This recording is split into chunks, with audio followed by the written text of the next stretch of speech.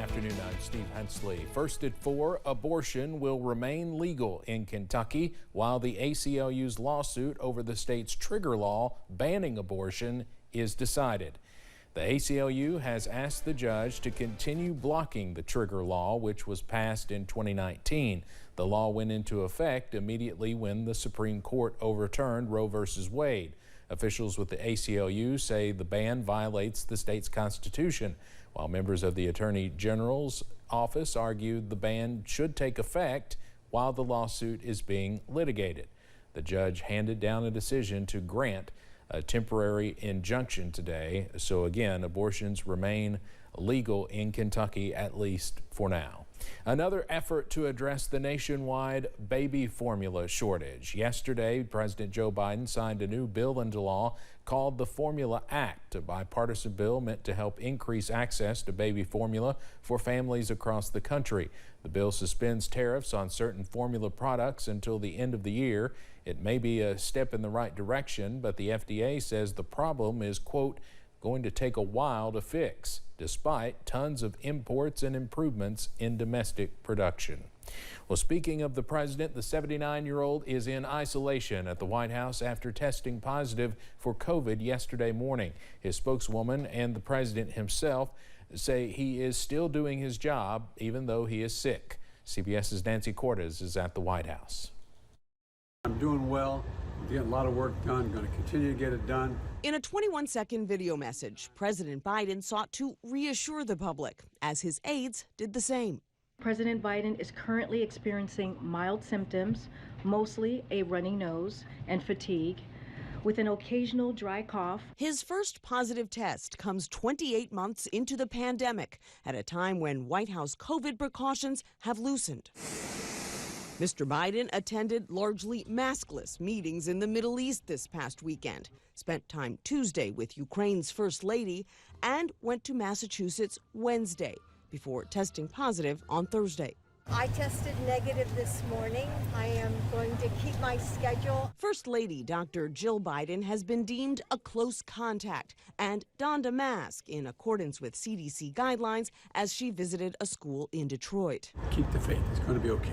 As for the president, he's now on day 2 of a 5-day course of Paxlovid, an antiviral drug that reduces the risk of severe symptoms. His oxygen level was checked this morning. It was normal. Dr. Ashish Jha is White House COVID coordinator.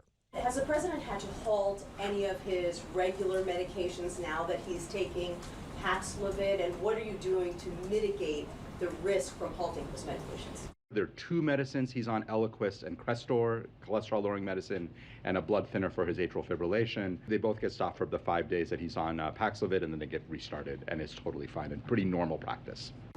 We expect to get an update from the president's personal doctor sometime later today, and in the coming days, tests will determine whether he did in fact contract the very contagious BA.5 subvariant, which is now responsible for about 80% of COVID cases in this country. Nancy Cortez, CBS News, the White House.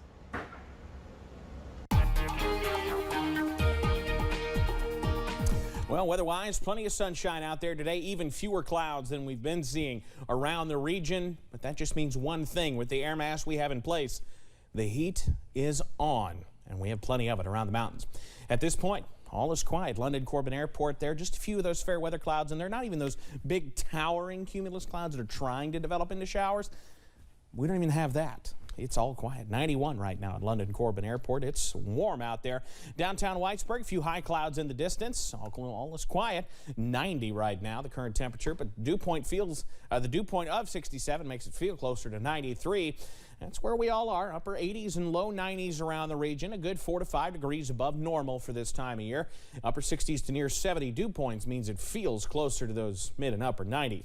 Pinpoint Doppler around the region quiet. You got to go up toward Parkersburg, West Virginia, running into a couple of severe storms up that way. For us, yeah, that system's going to bypass us. I think we're going to be A-OK as we head through tonight, though it will be very toasty. Upper 60s to near 70, partly cloudy to mostly clear out there tonight. If you're headed to the North Fork Music Festival in Hazard a little bit early, make sure you grab the sunscreen because before that sun sets, it's going to be beaten down pretty hot.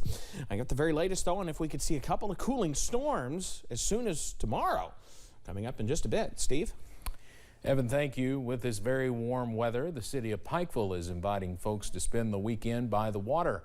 Whether you want to pop by the pond for some fishing or paddle around for the afternoon, some say Pikeville is the place. The pond and paddle options have been bringing people in all summer, and with things heating up, officials say the options are still on the table without traveling too far for a day of family fun. A lot of the locals are familiar with this as being an excellent fishery as well as an excellent recreational opportunity for users to come out and rent paddle boats or rent canoes. And of course, bring your own, launch right here at the boat ramp, spend as much time as you want on the pond. Colin says the weekend will be a great time to take advantage of the area with plenty of shaded areas and a whole body of water at your fingertips. The 2022 Mountain Girl Experience officially kicked off this morning. Today and tomorrow, the streets of downtown Pikeville will be filled with mountain girls celebrating their Appalachian roots and folks of all ages or genders empowering the women who call the mountains home. Local business owner Jasmine Mead says she's thrilled about the Mountain Girl Experience and happy to play a small role in such an important event. It's just so heartwarming and amazing to me because it's an event that's all about celebrating the power, resilience, creativity of the Appalachian mountain woman, girl, and people who love them. Co-organizer and local musician Beck Smallwood says this year's event has grown significantly since last year, and she invites everyone to come out and join in on the celebration. We'll have more from the Mountain Girl Experience tonight at 6.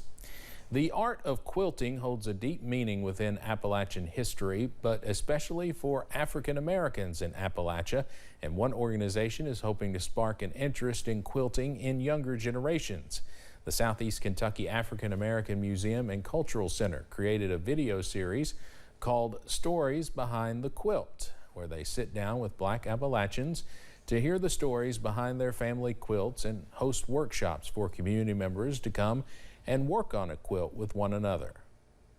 One of the things that was brought up in the African American community about the barber shop and the beauty shop, and it's a place for community gatherings to come together and so forth. And that's what happened here.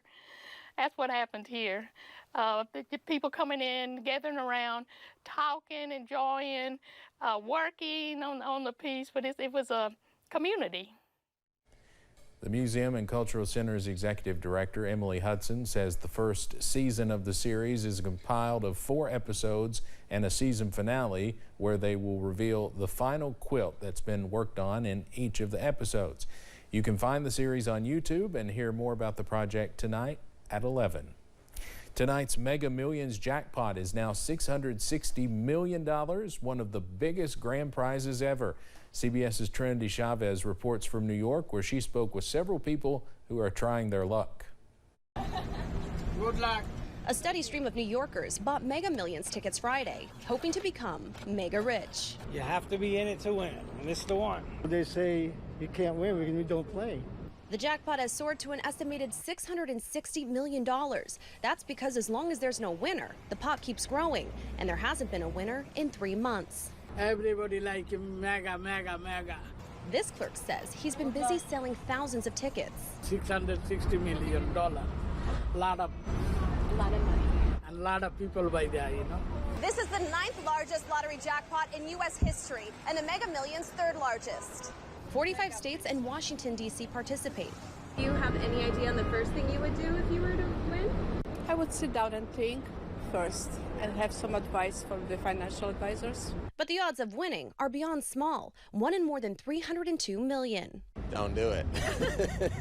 Yeah, I mean, 1 in 300 million, you've got a better chance of probably being struck by lightning. In fact, you're much more likely to be struck by lightning. Those odds are 1 in about 15,000. Still, many can't resist the chance to get rich quick.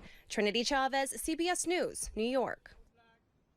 The $660 million prize is for the annuity option paid out over 30 years. Most players choose the lump sum cash payment, which comes out to a little more than half of the jackpot. Both options are pre-tax, of course. Let's head over to Wall Street on this Friday. The Dow closes down today more than 137 points. We'll have more financial news in our next half hour. But straight ahead here on First at 4, people around the world are trying to stay cool as temperatures continue to soar. Plus, those heat precautions will be your best friend as we head into the weekend. The latest on the hot temperatures, but rather nice pool weather coming straight up.